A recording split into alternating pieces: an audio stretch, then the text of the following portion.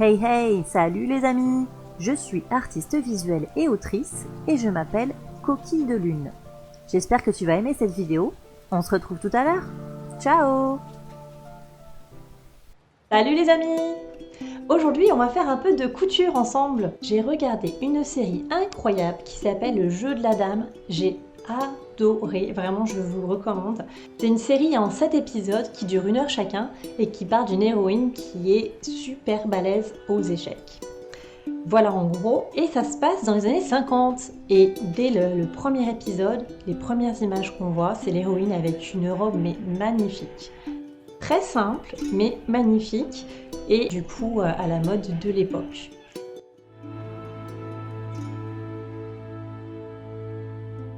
Et j'ai décidé de refaire cette magnifique robe. Donc pour la petite histoire, je suis allée chercher mon tissu comme je fais d'habitude chez Toto Tissu, je fais un petit peu de pub au passage. Et en fait, le vendeur m'a dit « Ah mais oui, mais je vois exactement de quelle robe vous voulez parler, car mon colocataire est couturier et il l'a refaite. » Et du coup, il a acheté tout le rouleau. Il n'y avait plus rien pour moi, du coup. Bref, j'ai quand même mon tissu. À savoir que ce n'est pas exactement le tissu que je voulais. Il est transparent. Du coup, ça va corser encore plus la chose parce qu'il va falloir que je fasse une doublure et je n'ai jamais fait de doublure. En tout cas, pour faire cette robe, je vais avoir besoin d'un patron. Et pour faire ce patron, je vais utiliser non pas un ni 2, mais 3 patrons différents parce que y a des choses qui me plaisent sur 3 différents patrons, donc je vais faire un mix. Et là, j'ai une autre anecdote, c'est qu'un jour, je suis allée au Bric-à-Brac. Le Bric-à-Brac, c'est un endroit où l'association Notre-Dame des Sans-Abri vend toutes les choses que les gens leur donnent. Et donc, j'étais au rayon jouets et je suis tombée sur une petite boîte jaune, comme ceci.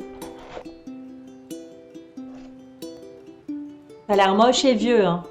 Donc j'ai demandé aux vendeuses si je pouvais regarder ce qu'il y avait à l'intérieur. Et en fait, à l'intérieur, il y avait ceci et ceci. Et là c'est bien. Parce que le petit classeur contient des tas de petits patrons, mais de toutes sortes. Des pantalons, des chemises, des tailleurs, des robes, tout. Et en fait, l'astuce, c'est que ces petits patrons, pour pouvoir les utiliser, il faut les agrandir grâce au mètre ruban que je vous ai montré. La première chose qu'il vous demande, c'est de prendre votre tour de taille et votre tour de poitrine pour que ces patrons soient adaptés à votre taille.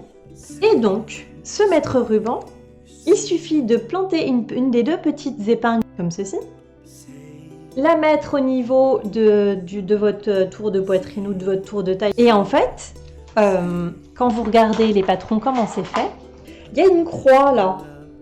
Et donc, prenez votre petite épingle et vous voulez la mettre là, sur les croix à chaque fois. Et une fois que c'est mis sur la croix, et ben il y a des...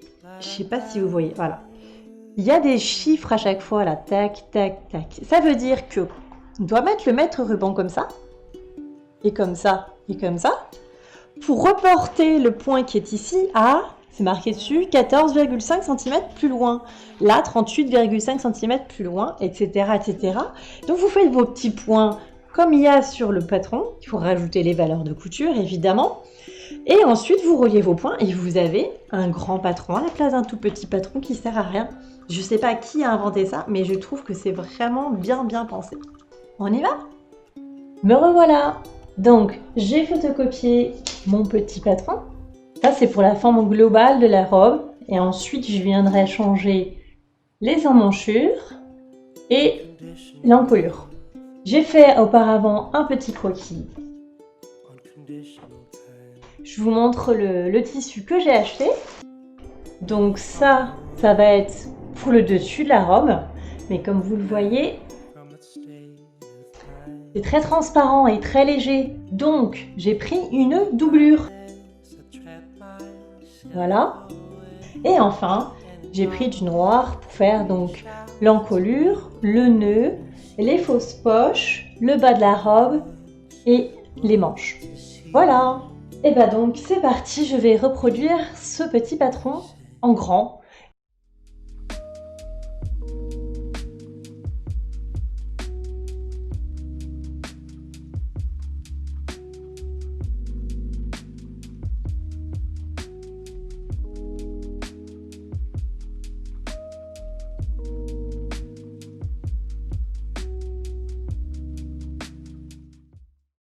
Hello! Donc, deuxième jour de travail, j'ai fini mon patron papier, donc l'arrière, l'avant, les manches. Bon, il y en a une là, mais du coup, je plierai le tissu pour en avoir une deuxième. Et le nœud fait 1,35 m. Et donc, je vais épingler tout ça sur un tissu moche avant de le faire sur mon tissu définitif pour faire des essayages, des ajustements, etc.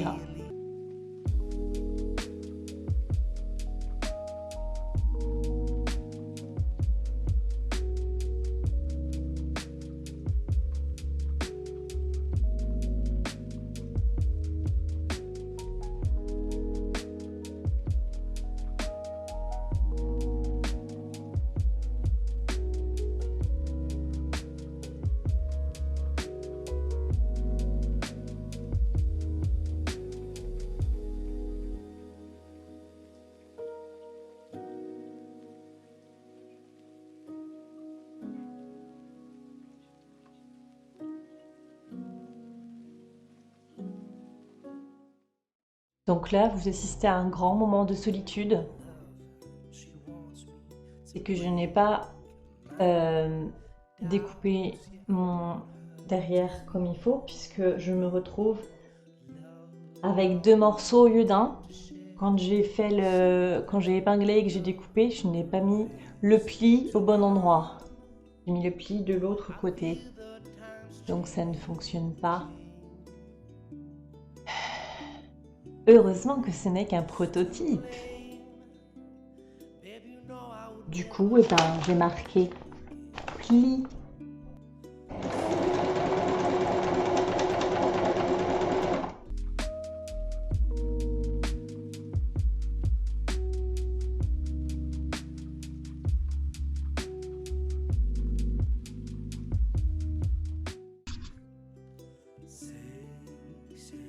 Premier essayage.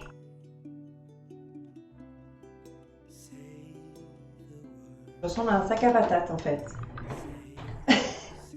Donc il faudrait que ici, je pense, j'enlève quelques centimètres. Le bas ça va là, mais ici, faut que ce soit plus serré quoi, parce que c'est pas joli. Et sur la robe originale, il n'y a pas de pince, sinon ouais, je pensais peut-être faire une pince ici et ici, mais je ne sais pas. Je pense que je vais déjà enlever quelques centimètres ici de chaque côté, que ce soit un peu plus ajusté. Et deuxième chose, je pense que là, ça descend trop bas pour accrocher la manche. Il faudrait que ça s'arrête avant. Et bien c'est parti, je vais faire tous ces ajustements et après je fais les manches. J'ai terminé mon prototype. J'ai fait 3 rectifications. Donc tout d'abord j'ai resserré en haut là pour que ce soit plus ajusté au niveau du haut. J'ai raccourci les manches et je les ai élargies. Et la troisième rectification, c'est au niveau des emmanchures, puisque l'emmanchure était trop basse, je l'ai rectifiée ici. Et donc, maintenant que j'ai fait ça, j'ai rectifié mes patrons papier, et je vais pouvoir passer aux choses sérieuses sur mon vrai tissu, et non plus sur mon tissu moche. Je vais faire la doublure d'abord, et une fois que j'aurai terminé la doublure, je ferai exactement la même chose pour le tissu qui sera sur le dessus. Voilà! Allez, c'est parti!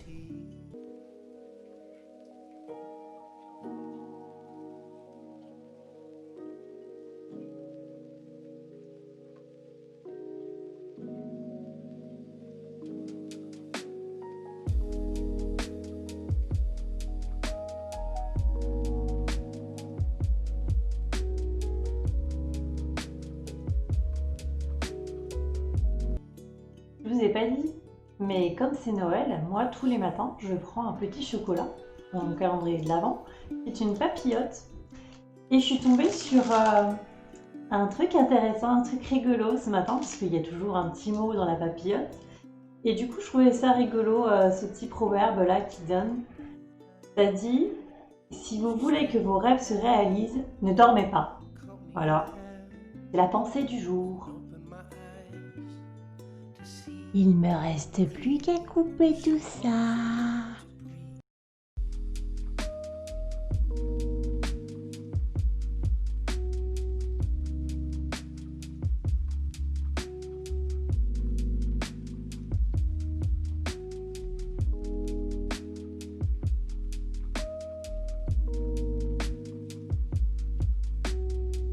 Et maintenant, je passe au repassage.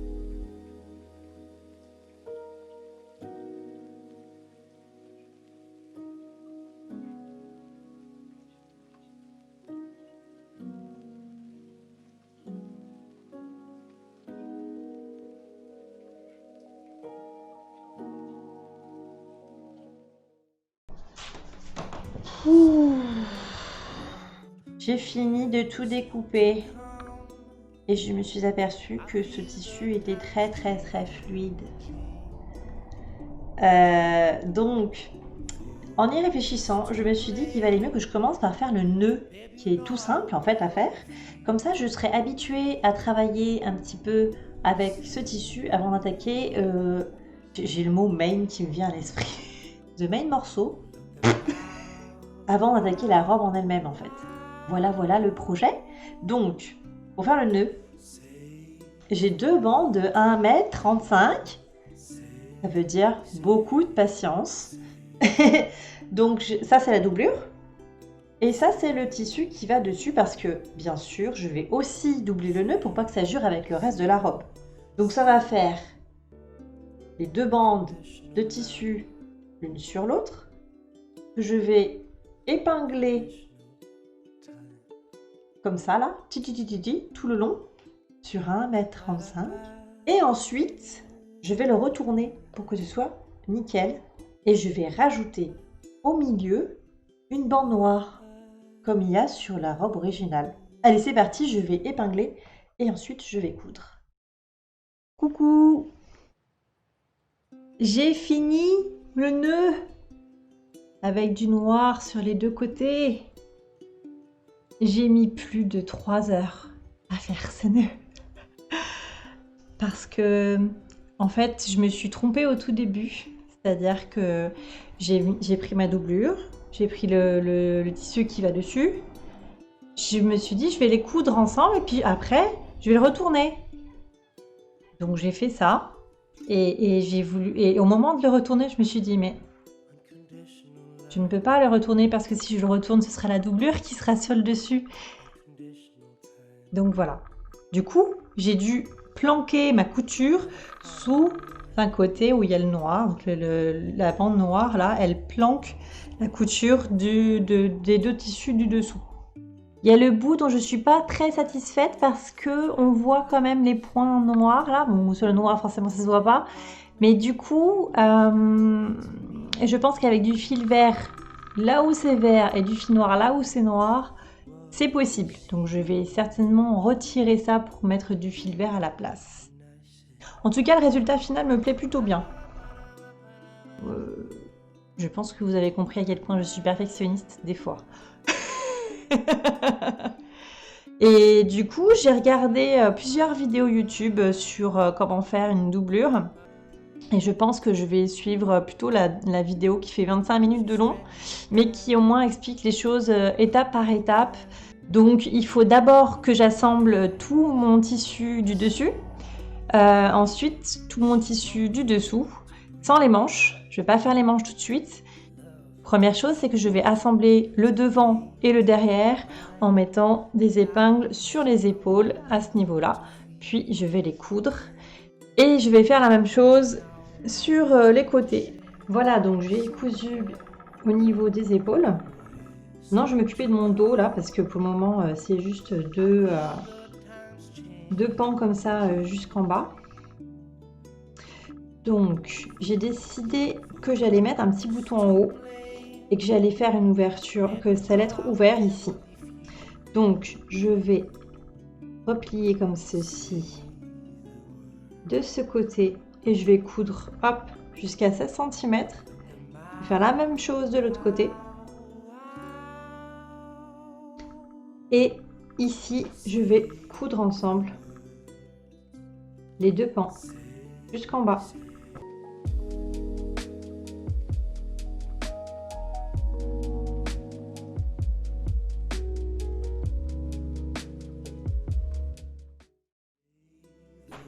Donc, maintenant que j'ai tout cousu là, en bas, mon tissu du dessus, je le mets en dessous, côté endroit, et je mets ma doublure, donc endroit contre endroit, et je vais épingler toute l'encolure là, et à l'arrière, je vais épingler comme ça.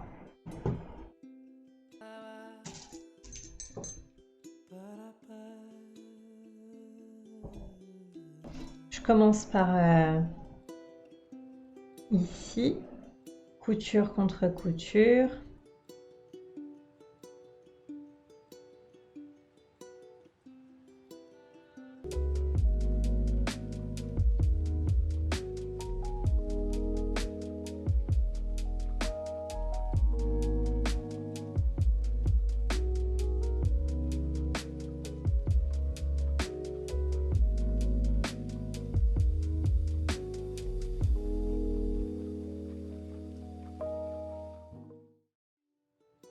Hey, hey! Bon, j'ai bien avancé, mais j'ai cousu là les 2 épaisseurs entre elles et je pense que c'est pas une bonne idée. Je pense qu'il faut que je le découse et que je couse la manche avec la doublure, la manche de la doublure avec la doublure, et le tissu du dessus avec la manche du tissu du dessus. Pour que ça se passe bien à ce niveau-là, parce que ça fait un truc un peu bizarre quand je la porte. Et du coup, ça me plaît pas. Donc, je vais découdre ici. Comme disait ma grand-mère, faire et défaire, c'est toujours travailler. Donc, je vais découdre tout ça. Je vais coudre mes manches. Et je pense aussi, là, il faut que je couse, en fait, que je surpique, je pense, pour que la doublure se balade pas n'importe comment et que du coup, ça se tienne mieux. Parce que ça va aider à ce que tout soit bien plat à la fin.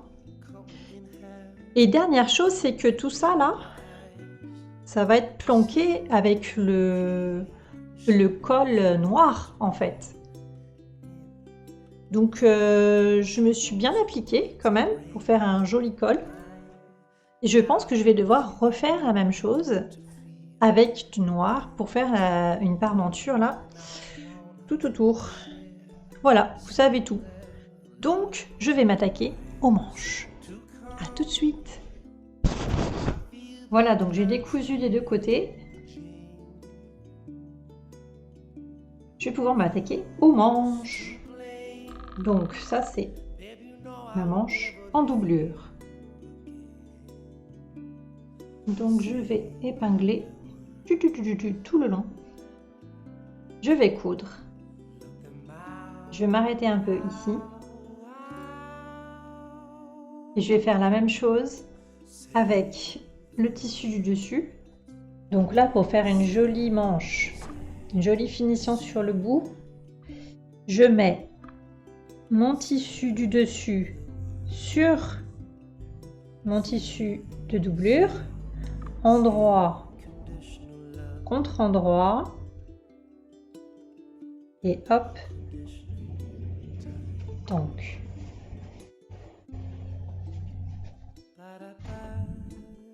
Voilà.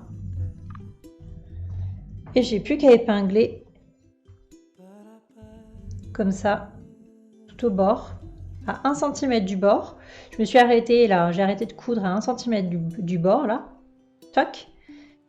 Et du coup, je vais coudre, mettre les épingles déjà, et tout coudre tout autour. Donc, je commence par mettre les épingles en faisant correspondre les coutures.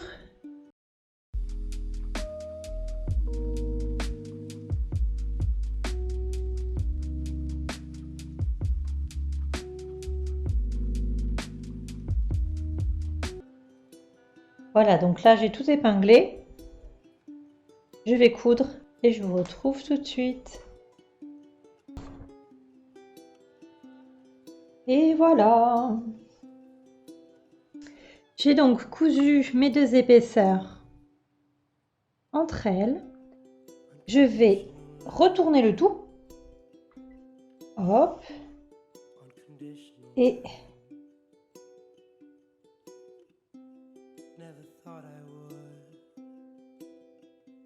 hop. Et là, j'ai une jolie finition. Alors maintenant, je vais positionner mes bords de manche sur mes manches.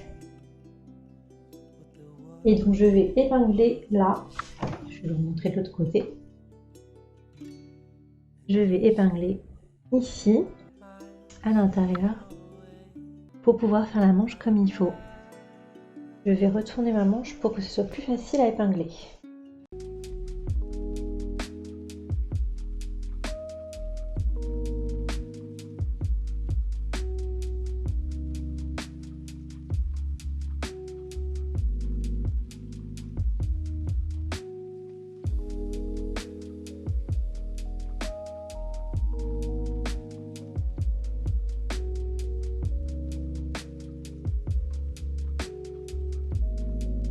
Allez, à la machine à coudre.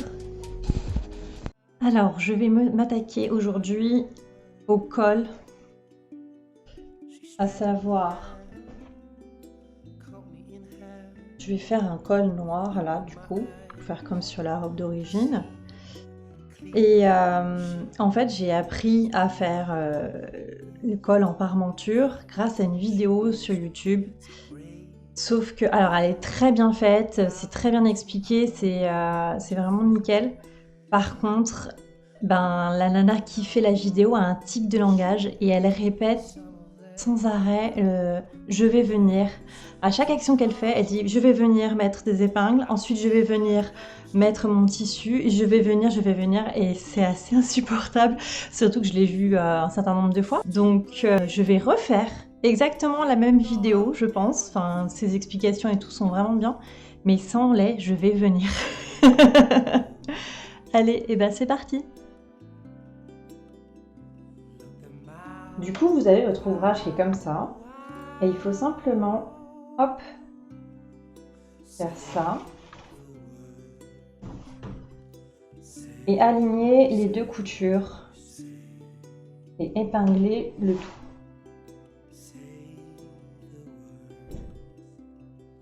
Donc j'épingle toutes les épaisseurs ensemble, au niveau de la couture.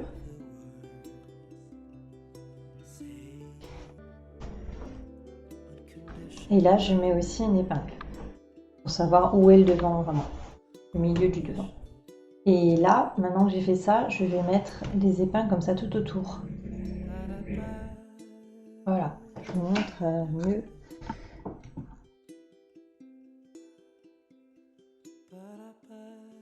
Ensuite, je prends le tissu qui va me servir pour faire le col et je le plie en 2.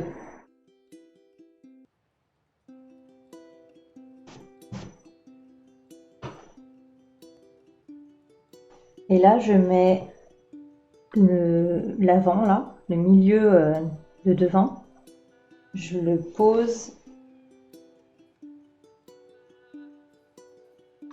comme ça. Et là, j'épingle.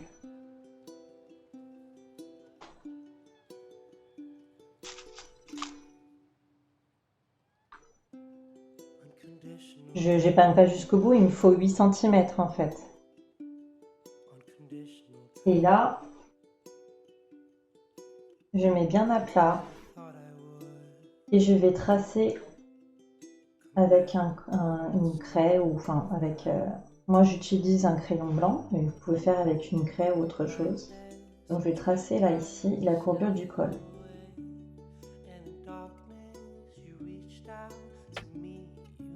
Maintenant que j'ai tracé mon col, je vais enlever ma robe.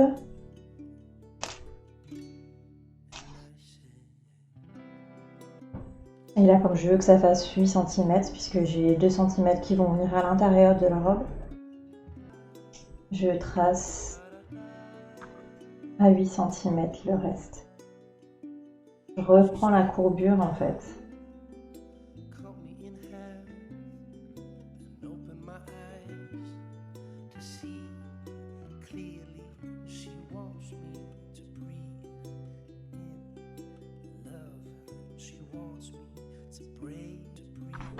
Je vous montre un peu mieux.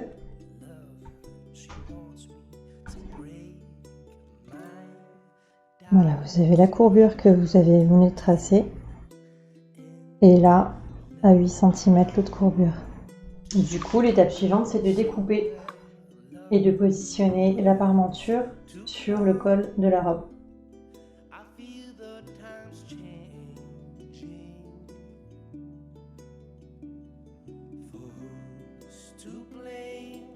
Alors, j'ai décousu 2 fois mon col. Donc je pense qu'en fait c'est compliqué de faire un rabat comme ça et que ça se passe bien de l'autre côté parce que de l'autre côté ça faisait des plis. Donc je vais refaire comme j'avais fait entre ma doublure et mon tissu du dessus. Donc vraiment mettre bord à bord mon col. Mettre bien bord à bord comme ça tout autour. Et après, et ben hop, ça ira devant. Et ça devrait le faire comme ça. Je vais tester. Normalement, il n'y a pas de raison. Je voulais éviter parce qu'en fait, on voit un tout petit peu, quand je fais ça, on voit un tout petit peu le tissu de doublure. Là, au niveau du col, ça fait un tout petit liseré. Mais je pense que ça, je peux le rattraper en fait en passant un coup de fer à repasser, tout simplement. Voilà le projet. Je vous montre après ce que ça donne. Alors là, j'ai cousu tout le tour. Maintenant, il faut que je le mette de l'autre côté. Hop. Je vais retourner ma robe. Et quand je fais ça, je vois que ça fait des plis dégueulasses. Donc pour que ça ne fasse pas des plis dégueulasses, il faut cranter. Il faut que je fasse des petites entailles là. Tac, tac, tac, tac, tac, tac.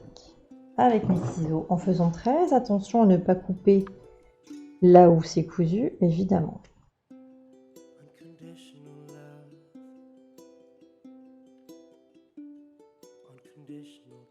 Voilà ce que ça donne une fois repassé. Donc j'ai plus mes plis, c'est très bien. Il me reste plus qu'à replier ici sur 1 cm de partout et à coudre pour que ce soit nickel.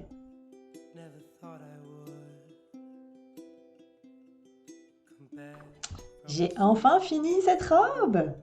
Donc le bilan un petit peu de cette couture, je dirais qu'il y a plusieurs choses que je referais pas si je la refaisais. Déjà le dos en fait que j'ai fait en 2 pans au lieu de faire en un seul et en ouvrant juste sur le haut de 16 cm parce que j'ai déjà fait de la couture auparavant et j'avais un peu cette peur au moment d'essayer de me retrouver coincée dedans et de ne pas pouvoir l'enfiler. Ça m'est déjà arrivé plusieurs fois.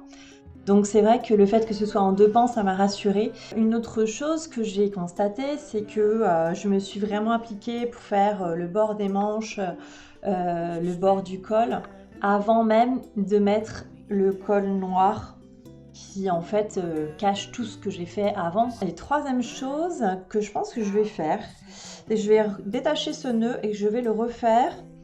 Je le trouve trop lourd. Et là, en fait, il tient tout seul, quoi. Il est trop épais et trop lourd. Et je m'étais dit qu'il fallait que je fasse doublure plus tissu de dessus pour pas jurer avec le reste de la robe. Mais en fait, si je mets juste le tissu du dessus et que je le double, puisque de toute façon, il y a les deux faces du ruban, et ben c'est suffisant, j'ai pas besoin de mettre une doublure et ça ferait que le nœud sera plus souple, sera plus joli. Donc je pense que je vais faire ça. Alors les choses positives, en fait moi je n'ai pas du tout de vert dans ma garde-robe, donc finalement j'ai découvert ça aussi en faisant cette robe, c'est que c'est une jolie couleur que j'aime beaucoup. Voilà, et puis contrairement aux autres, en fait, les robes précédentes que j'avais faites, je les avais faites en jersey. Pour deux raisons. La première, c'est que comme c'est élastique, ben, même si je suis pas ric-rac au niveau des mesures, ça peut aller quand même puisque ça s'agrandit, c'est stretch. Et la deuxième chose, c'est que j'avais pas besoin de surjeter.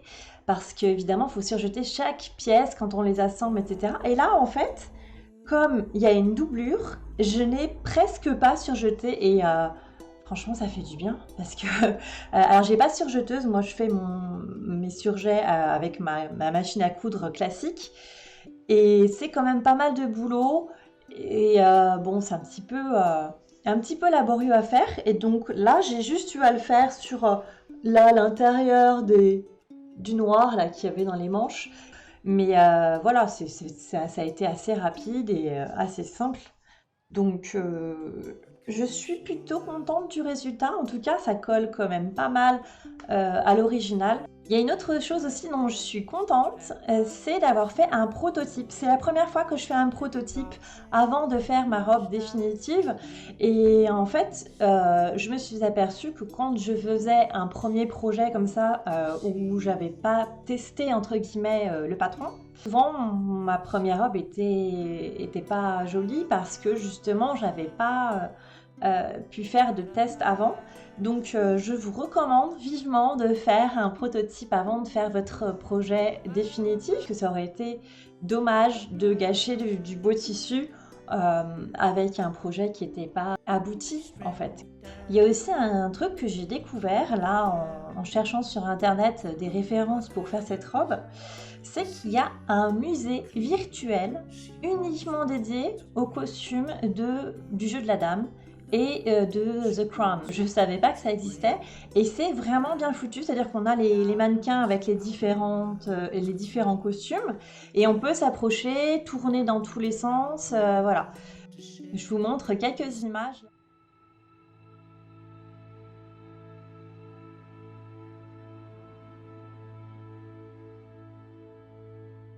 Voilà, donc je suis plutôt contente de ce projet et j'espère que vous avez apprécié vous aussi cette aventure. Et puis je vous montre tout de suite le résultat et puis j'espère que on se reverra bientôt dans une autre vidéo, un autre challenge. Je pense faire un tailleur que j'ai vu sur internet. En fait, ce qui est génial avec la couture, c'est que là maintenant je me dis mais c'est accessible. Il suffit de trouver les bonnes vidéos qui expliquent comment faire. Quand on a un petit problème, on regarde sur YouTube et vraiment, il y a plein de gens qui expliquent pas à pas comment ils font. Donc voilà. Donc je vous dis à bientôt. Je sais pas combien de temps je vais mettre. C'est vrai que je suis pas très régulière dans mon travail, je fais pas ça toutes les semaines ou toutes les 2 semaines, c'est plus quand j'en ai envie. Et puis je passe beaucoup de temps dessus parce que je suis très perfectionniste comme vous avez pu le constater. Du coup, voilà, je vous dis à la prochaine et je vous laisse découvrir le résultat en images. Allez, ciao!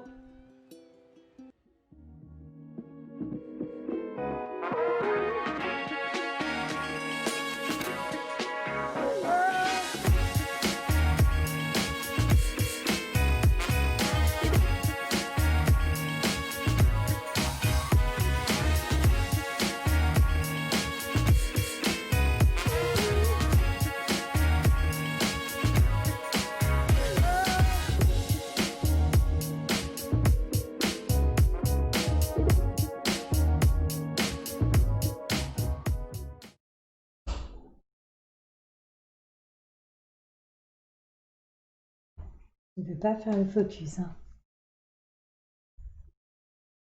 Allô? Focus, où es-tu? Je voudrais que ma caméra arrête de faire des comme si elle avait Parkinson. À tout à l'heure. Je vous montre ça, ça s'appelle? Ça s'appelle comment? Hey, merci d'avoir regardé cette vidéo. Avant de partir, n'oublie pas de t'abonner. Et si tu veux me soutenir, c'est sur Tipeee. Ciao!